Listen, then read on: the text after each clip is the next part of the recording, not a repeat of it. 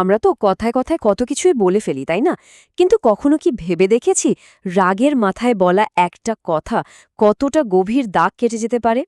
আজকের গল্পটা ঠিক এই নিয়েই। চলুন শুরু করা যাক। ভাবতে অবাক লাগে তাই না? একটা সামান্য কাঠের বেড়া আর তার সাথে কিনা আমাদের রাগের মতো একটা জটিল অনুভূতির সম্পর্ক কিভাবে সম্ভব? চলুন গল্পটা শুনলেই সব পরিষ্কার হয়ে যাবে। আচ্ছা, তাহলে গল্পটার একেবারে শুরুতে যাওয়া যাক। গল্পের কেন্দ্রে আছে একটি ছেলে আর তার একটা বড়সড় সমস্যা। তো ছিল এক ছোট ছেলে। এমনিতে সব ঠিক ছিল, কিন্তু ওর রাগ ছিল সাংঘাতিক। মানে একবার রেগে গেলে নিজেকে আর সামলাতেই পারত না। আর রেগে গেলে কি করত?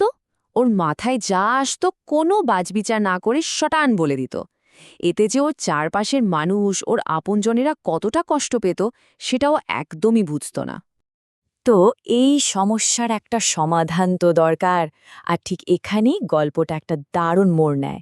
ছেলেটির বাবা একটা অদ্ভুত কিন্তু খুব কাজের একটা উপায় বের করলেন।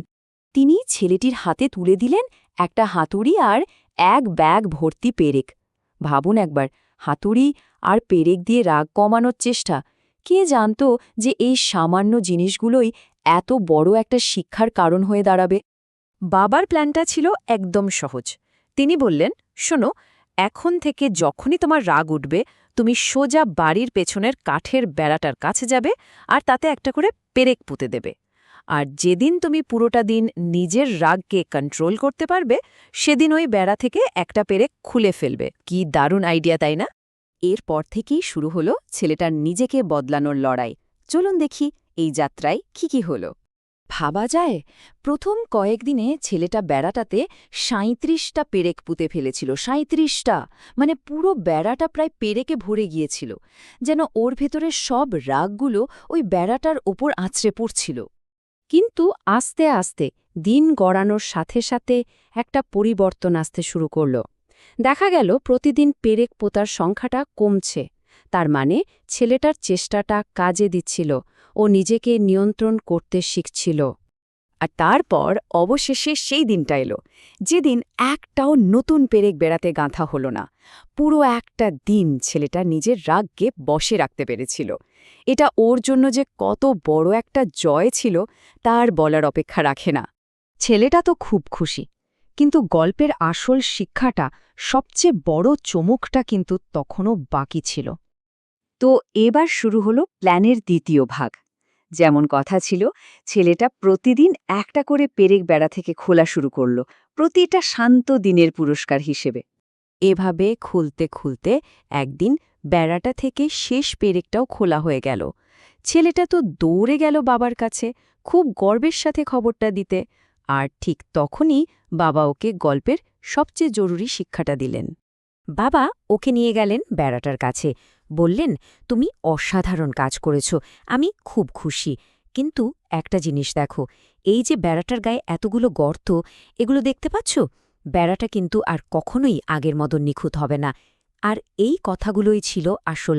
ফোকাসটা তখন পেরেক থেকে সরে গিয়ে ওই গর্তগুলোর দিকে চলে গেল, যে ক্ষতিটা হয়ে গেছে তার দিকে। তাহলে এই যে বেড়া, পেরেক আর গর্ত, এই পুরো রূপকটার আসল মানেটা কি? ব্যাপারটা খুব সহজ। যখন আমরা রেগে গিয়ে কাউকে কোনো কটু কথা বলি, তখন তার মনে ঠিক এমনই একটা দাগ থেকে যায়। পেরেকগুলো যেমন বেড়াতে গর্ত করে দিয়েছিল, ঠিক তেমনই। পরে আমরা যতই সরি বলি বা ক্ষমা চাই, তাতে হয়তো পেরেকটা খুলে নেওয়া হয়, কিন্তু ওই যে গর্তটা, সেই ক্ষতটা কিন্তু থেকেই যায়। বিষয়টাকে আরেকভাবেও ভাবা যায়। রাগের মাথায় বলা কথাগুলো অনেকটা ছুরির আঘাতের মতো।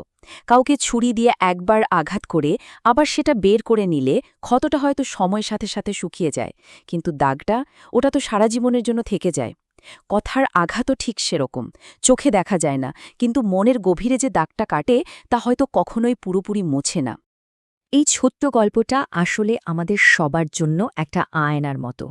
একটু ভেবে দেখলে হয় না, আমাদের জীবনেও কি এমন কোনো বেড়া আছে, এমন কোনো সম্পর্ক যেখানে আমরা নিজের অজান্তেই রাগের মাথায় এমন অনেক পেরেক পুঁতে ফেলেছি, অনেক গর্ত তৈরি করে ফেলেছি। ক্ষমা তো হয়তো চেয়ে নেওয়া যায়, কিন্তু সেই দাগগুলো কি সত্যি মোছা যায়? এই প্রশ্নটা রইল ভাবার জন্য।